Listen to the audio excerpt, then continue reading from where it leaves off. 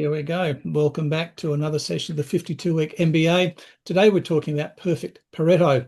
Now I have to make a small admission of guilt here. I did an entirely different presentation yesterday, and at 11 o'clock this morning when I went to fire it up, I couldn't find the damn thing anywhere.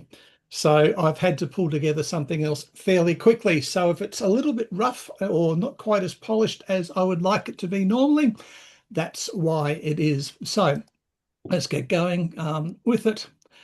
Those of you who've been around, you know me very well, 30 plus years, C-suite executive across a number of things. I'm not going to go through them. Loz was on a call with me the other day, so we had a chat about backgrounds and things then. Bottom line is, you're in the hands of someone who can help you out. And, no rainbows, no unicorns. The stuff I'm going to be talking about, as always, is stuff that you can actually take and start using in your business straight after this session. So the Pareto principle has another name, which we all know by the 80-20 rule, 80%, 20% rule. There's lots and lots of talk about it, but the bottom line is it holds up very well. Scientifically, structurally, mathematically, the 80%, 20% rule does hold up. The Pareto principle basically says that 20% of the input into any activity, be that time, resources, money, or your own effort, accounts for 80% of the output, the results, the rewards, and what turns up with it. So where did this come from? Well, Pareto came from in 1906, so it's 120 years old now, when Vilfredo Pareto noticed that 80% of the land in Italy was owned by just 20% of the population. 80% of pea pods came from just 20% of the plants in his garden, and this 80-20 distribution seemed to occur over and over again in parts of his life. So this led him to creating what he called, strangely enough, the Pareto principle. And you see it in lots of cases. Anyone who's done any study at uni where you've had to do some team study will always know 20% of the people on the team do 80% of the goddamn work because the others are too lazy. In your wardrobe, you'll find that you probably wear regularly 20% of your clothes and 80% of them sits around and you clean them out, and so on and so forth. So here's some examples of the Pareto principle in action. 20% of factories cause 80% of all the pollution. It's a nasty thought. 20% of students in the school tend to get the grades of 80% or above. 20% of drivers on the road are responsible for 80% of the crashes. Wouldn't it be nice if they all drove a particularly coloured car so we could avoid the buggers? But anyway, that doesn't happen. 20% of a nation's criminals create and actually enact 80% of the criminal acts in the world. 20% of your company's social media posts will give you 80% of your web traffic. Again, wouldn't it be nice if we knew which 20% of those posts worked? And 20% of the business's employees almost always produce 80% of the profit. So the Pareto principle itself, in business, the 80% of a business's profit normally comes from 20% of its clients. So here's the first thing for you to think about in your business.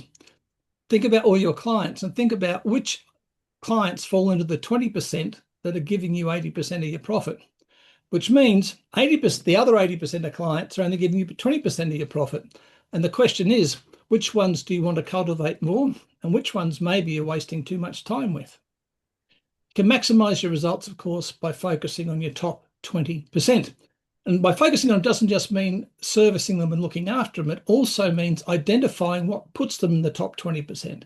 Is it their attitude? Is it their behaviors? Is it the way they turn up all the time? I know with my coaching clients, I have a thing where I don't employ Jans anymore. I don't work with Jans. But years ago, I did. I work with my clients on a fortnightly basis. So every second Tuesday, I bound out of bed because I was going to see the boys. The boys ran a fintech company, financial planners, and I'd walk in and they'll get, "Hey, Geoff, we've done this, we've done that. What's fantastic?" Lifted me right up. Excellent. But every second Wednesday, I'd drag my sorry ass out of bed and go, "God, I've got to go see Jan," right? Jan's one of those emotional vampire type people. Every time you turn up, the world's dreadful. She's done none of the work, but nothing's changed. She'd complain, "I've been with you 6 months and nothing's happened." And I'd say, "You've got to do the work." And she just didn't. So one day I had enough and I sacked Jan. And I walked, and she got all upset saying, "You can't sack me, I'm the client," but I did anyway. Walked out and I sat in my car and realized I just knocked $5,000 a month out of my income, but I felt curiously light and happy about it. So sitting there in my car in the car park of Jan's office complex, I thought, have I got any more Jans on my books? And it turns out I had two more. They were both males. So I made two more phone calls. I sacked both of them. thereby removing 15 grand in total from my monthly income. But by God, I felt good. So I made a firm commitment then I would have no more Jans. Now, there are exceptions to those rules. Sometimes you have relatives turn up that you've got to deal with who may be a Jan, and sometimes former clients will ask you to help someone and you'll do it. But pretty much I have no more Jans. But the thing that makes someone a Jan in your business, throws them into the 80%, is normally their attitude and their inability to do what you ask them to do or to actually take any action. So look at your top 20% and draw up a list of the things that put them in the top 20%. I refer to that as coming with batteries included. I think they're the best people to deal with. Understand this isn't to say the other 80% isn't important. They are. It's just that you'll get fewer rewards over a longer time frame if you focus on the 80%. So find and focus on your 20%. So why does the Pareto principle matter? It matters because we are told constantly that we have to do all these things. We've got to post on 16 different social media channels, and we've got to post on some of those channels 3 to 5 times a day, and we've got to be running live events, and we've got to be writing books, and there's all these things we're supposed to be doing. And as small business owners, we already wear a number of hats. Doesn't matter how good you are at Claude, although you need to talk to lots, because Woz can help you automate your business using AI. So that's where you should be talking to someone there. But for most of us who haven't done that yet, haven't pulled that particular trigger, is we're wearing too many hats and trying to juggle too many balls. So the Pareto principle is a great way for you to cut through the dross and understand where you should be putting your efforts. 20% of your effort give you 80% of your results. So step back from your business and figure out what that 20% is. What 20% of your marketing gives you the best results? What 20% of your sales calls gives you the best results? What 20% of your sales funnel gives you the best results? Apply it across the different parts of your business. Because at the end of the day, the most expensive currency that we spend, and we spend quite thoughtlessly, is time. If you apply Pareto thinking to your business, you'll get back time as well as more profit and revenue. Remember, this is the evil that small business owners have. We wear too many hats, we spread ourselves too thin, and we end up fussing over a multitude of trivial things while we're neglecting the few things that will actually move the needle on our business.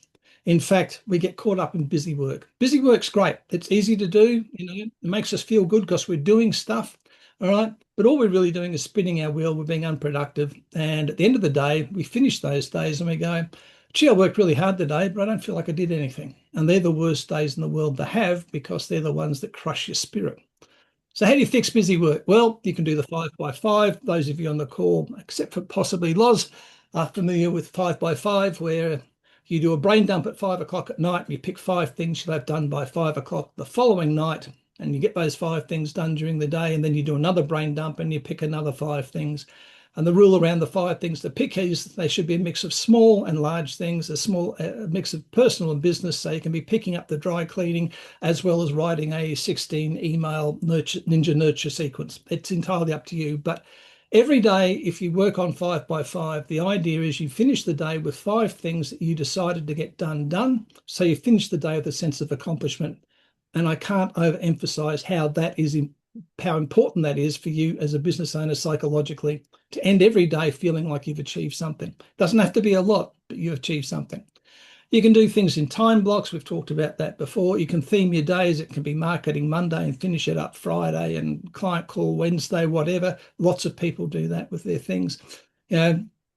If you want to create something that stays, you decide on an action. It might be, I need to get up at 6 o'clock in the morning. I'm currently getting up at 7. So what you do is you set up a routine where each week you get up 15 minutes early till over a month. You're suddenly getting up at 6 o'clock in the morning, and you do that for another month, and it's no longer an action. It just becomes a habit.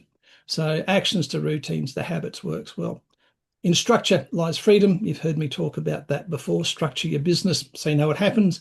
In my business, my coaching, my consulting, I work with my clients every fortnight. I don't work with my clients every week, nor do I work with them once a month. For me, that fortnightly rhythm works really well.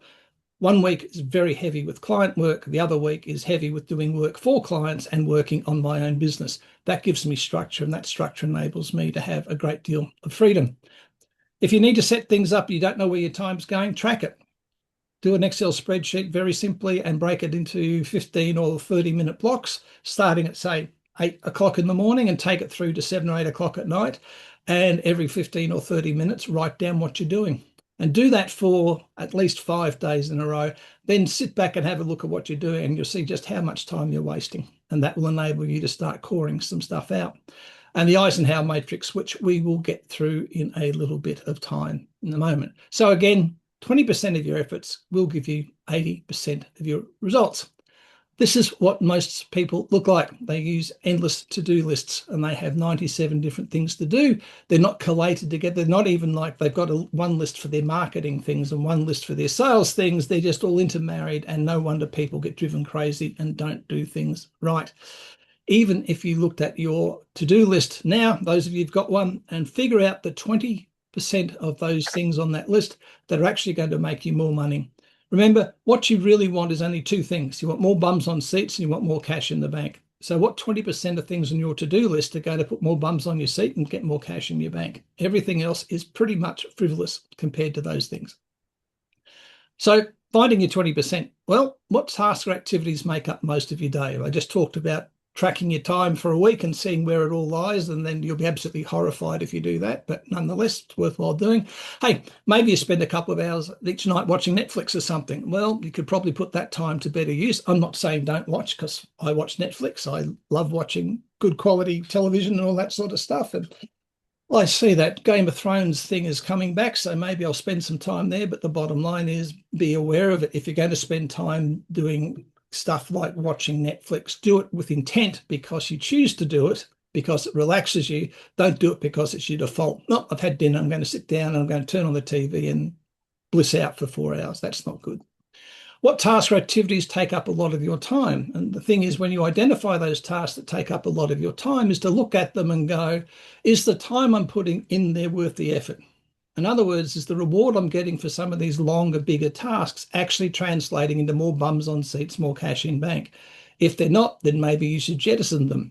Again, those of you who've been here for a while will know about the to-don't list. Maybe you need to do that exercise again and figure out all the things you're doing that you shouldn't be doing. What tasks or activities do you spend too much time on? Now, one of the things we need to understand is, and I've talked about it before, is turn off all the notifications on your PC. Don't get email notifications. Don't allow Facebook and Instagram to send you notifications. Turn your phone to silent. Because if you're working on something and you get interrupted by a notification, it takes up to 25 minutes for you to get back mentally where you were before. So every email notification, every unscheduled phone call costs you 25 minutes out of your working day. So you really need to figure out what things you're spending too much time on, but also set up your environment so it supports you. What are the main tasks in your job description? This is something I've mentioned late last year, was you should all have a very particular job description. What are the things that you are responsible for and not responsible for? And more importantly, what things on that list are actually getting you more bums on seats and more cash in your bank? You need to have a job description. If you don't have one, when we finish this call today, go away and write yourself a job description and have a look and see if it's actually going to serve you the way it should. What tasks give you the best ROI, the best return on your effort? And are there important tasks with a high positive outcome that you're putting off because you're doing urgent work? And this is where we're going to get shortly into the Eisenhower matrix. And here it is. Eisenhower matrix, General Eisenhower, World War II, all those sorts of things. Bottom line is, it's a fantastic tool to run your business with. You can see there's 4 squares there. One is do, one is plan, one is postpone, one is eliminate. So the top 2 are, if something's important and urgent, then we'll do it. If it's important but not urgent, plan a time to do it and put it into your diary or your calendar. If it's not important and urgent, well, you can probably postpone it and no one's going to be the wiser. It doesn't matter. A lot of things that are urgent but not important tend to resolve themselves before you get to them anyway. And if they're not important and not urgent, then try and eliminate them. They're the things that either you just stop doing or you delegate to someone else. But an Eisenhower matrix is a fantastic tool. The power of less is more. It's about understanding that more isn't always better. Again, as small business owners, we tend to take on far too much We tend to do too much all the time. So we need to start cutting down and again, focusing on the things that are going to produce better results. Our energy, our focus and our concentration are all finite things. It's a shame to waste them on things that don't move the needle for us. Sometimes more is just more, and that doesn't mean it's helping us at all. The real magic happens, of course, when you identify and harness that 20%, that vital portion. That's what makes all the difference to you. The 80-20 principle doesn't just affect what we do, it affects how we think. A lot of information we take in is just plain noise. You know, the tech guys say, find the signal in the noise, and that's really what you should be doing. Think about how many memes you scroll past before coming across one that resonates. If you're doom scrolling, we'll doom scroll, and suddenly something will stop us. All right. So you might have gone past 80 memes before one grabs you. You want to be approaching your business the same way. What's the scroll stopping actions you can be taking in your business? What are, in other words, the vital tasks? So there are a few vital tasks that you determine are the most important to your success. You choose to focus 20% of your time and attention to getting them done right. And that's because of their importance. Those few things will produce 80% of your success. It's really that simple. It's also that hard. Simple doesn't mean easy. Simple just means you can understand it. So if you're going to harness your 20%, here's a quick guide. First of all, identify your power zones. In other words, find those 20% of actions or tasks or people that contribute to the majority of your positive outcomes. These are the key activities at work that drive the most impact, or the hobby that helps you wind down more than just draining time and doom scrolling. Or maybe it's the supportive relationships that energize your soul. But find things that give you power, create power zones for you. Invest intentionally. I said it before. There's nothing necessarily wrong with watching Netflix at night time, so long as you're doing it with intention. And the intention is, I'm really interested in this program, or I need to unwind, and I unwind best when I'm watching Cops and Robbers or whatever it happens to be.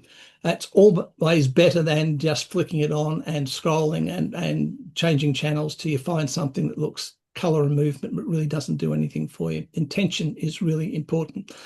Once you've identified things that really deserve your attention, then you can deliberately allocate more time, effort, and resources to that 20%. And that might mean prioritizing key work projects. It might mean developing a new skill, or it might mean spending more time with some people. Please understand, work-life balance is BS. There is no such thing as work-life balance. There is life and where you need to put your energy at any particular time. Sometimes that will be at work. Sometimes that'll be in family. Don't do what I did. As you often heard me say, I'm 23 years into my third and final marriage, but the first two, I was a slow learner, but also I spent so much time working to try and provide for my family that I missed entirely the fact that my family wanted to spend some time with me, not have all the things that an executive career brings them. So think about where you're going to spend your time intentionally. And then reevaluate. Life's dynamic. It doesn't change. It doesn't stand still. It constantly changes. So you need to regularly take a step back and evaluate how you're allocating your time and your energy. Remember, they are literally things that, are finite. So where are you spending them makes a lot. The vital 20% today may not be the same in a year from now. If you're just starting off like Loz is, a lot of your time and energy at the moment is going into connections and getting people on the calls to start building up a client base. But if you've been around for a while and you've got a client base, then you're not spending so much time on building that base. You're spending time on servicing that base or revisiting that base. So things do change. Life is dynamic. Here's a few questions to reflect on. In each area of your life, and you can decide what those areas are, but I always like to think about business, health, and relationships as a bare minimum. What is one thing you could do regularly that would have an outsized impact? So in the areas of your life, each area, what is one thing you could do in each of those areas that would have an outsized impact? All right. One of the things that I did with all the health stuff I've had the last 16 months was I stopped drinking alcohol 3 years ago, and I couldn't believe the difference it made. I can quite happily say I don't drink alcohol because in my lifetime I've probably drunk as much as 3 other people anyway, but nonetheless, I'm much better off for making that decision. What are some of the things you regularly spend time on where you're only squeezing out marginal gains? Are you attending some meetings and things regularly that really aren't delivering to you? Are you spending time trolling through your email and going through 97 newsletters that turn up every day in the hope of finding that little golden gem? Could your time be spent elsewhere and better than that? What routine actions do you repeat on autopilot out of habit, regardless of the value you get from them each time? A lot of the times with my clients, I find that the first thing they do when they get to the office is they fire up their computer and then they lose themselves in emails. Again, those of you who know me know I do my emails twice a day, around about 10 o'clock and again at 4 o'clock. Other than that, I don't even have the emails open. If people need to get in touch with me, they'll send me an SMS. But emails are a way for someone else to hijack and control your day. And if you are doing nothing more than responding to emails, which are popping up all the time, then you're frittering away your day. You're getting rid of your magic time. You're getting rid of your ability to move your business forward. What would happen if you cut 50% of the actions you regularly take that seem important and just focus to double the impact of the rest? What things are you doing that feel important? Remember that busy work thing? It's really great, but until the end of the day when you feel like you've worked really hard but achieved nothing. So that's it. I'm going to stop in a second and ask for some questions if you've got any. But as always, if you'd like a hand, please get stuck in, use this stuff. Don't be a sitting duck. This is by a guy called Bedard, one of my favorite things. I've actually got the wall poster of it. I think it's incredibly funny. It's one of a series. Take action. And if you want to, if you need to, let's have a chat. Love to help you. Thanks. Oh. Thanks very much, Geoff. That's brilliant. Anybody? Oh, first thing I realised as well is at the very beginning, time for me to clean out my wardrobe because I know I've got a lot of rubbish in there. So there's 80% going real quick. Okay. Anybody got any questions for Geoff, please? Hey, Geoff, it's Narelle. One quick one for you. I'm really interested, like the email, and I've heard you give this presentation before, and it's probably a timely one for me with how busy I am. So you just have your Outlook completely closed off. You Yep. don't even have it turned on. No, not at all. Okay. And for me, it's Gmail, but Gmail, Yeah. it doesn't matter. This is something I learned back in my corporate life where people used to complain because people in corporate in particular expected they send you an email that you reply in 5 times. Well, I used to receive up to 240 internal emails a day that I had to do something with apart from delete. So I just decided I was only going to do them in 2 blocks. And if I didn't get through all 240, well, unlucky. People didn't like that, but my productivity went up. And then everyone that I've taught this to and all my clients that I get to use this system as well, they get a lot better returns in terms of building their business and their profit and all those sorts of things because they're not frittering their day away on someone else's concerns. And that's not like I say, all my clients know if it's something really urgent, then they send me a text message. All right. They're the one thing I leave allowed that will notify me because, I've got a very aged mother. And, I've got kids out and about, adult children, I've got grandkids, all that. So and I've got clients. So if they need me, they can send me a text. But that's far different from me having email going all the time. And the same would apply for social media as well. Once you've done your social media for the week, you just close it and walk away. Yeah, I mean, it depends whether you're doing some daily or whatever. But again, it's about being intentional and structuring it, right? So, on Monday mornings, I have a meeting with my VA and we go through what's happening in social media for the week. I've usually Thursday or Friday the week before produced a lot of content. I've either written things or I've shot some videos or whatever. I give them to the wonderful Jane. Jane does her magic with them and then she looks after all the posting on them. And if there's any comments where she can't comment for me, she just shoots me a notification and then I get to them when I can. But yeah, anything that takes you away from the purpose of your day, and the purpose of your day should be how do I get more bums on seats and more cash in my bank and make my business successful and help other people. Anything that's going to take you away from that, you should be shunting to one side and reduce it to what it should be. They should be a tool that works for you, not something that controls your day. Thank you. Okay. Anybody else? Right, yeah. What I'm going to do then is create a couple of breakout rooms. They're ready to go. Give you an opportunity to go in, have a talk about how you can improve your 80-20 side of things as well. And Geoff, I'll put you into one of the rooms now and we'll see how it all goes. Yeah, I'll pop round as usual. Okay. All rooms are open there. You should be able to see them.